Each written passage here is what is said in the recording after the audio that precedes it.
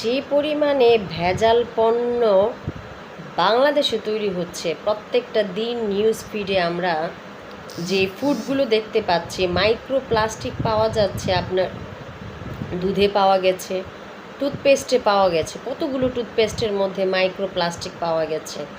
তারপর সয়াবিন তেলে পাওয়া গেছে। সো আপনি কি খেয়ে বাঁচবেন? আর না খেয়েও তো উপায় নেই। তো food sector is very important sector.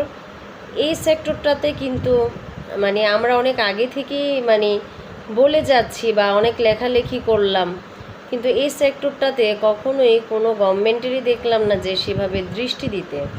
এই যে আজকে বাংলাদেশে যদি ধরেন একটা কঠিন রোগ হয়, কয়টা পরিবারে সে ট্রিটমেন্ট করার অ্যাবিলিটি থাকে বা এফোর্ট দিতে পারে।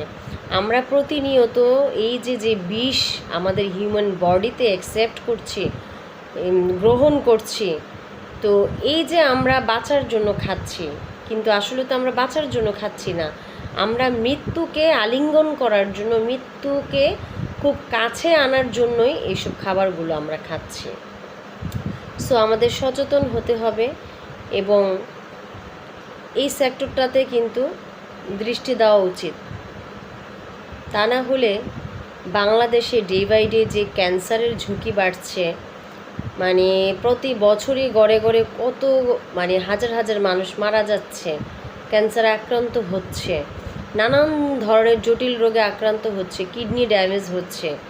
সো এই বিষয়টা কিন্তু ভ্যারি ইম্পর্ট্যান্ট বিষয়। এই বিষয়টাতে আমাদের লক্ষ্য দেওয়া উচিত।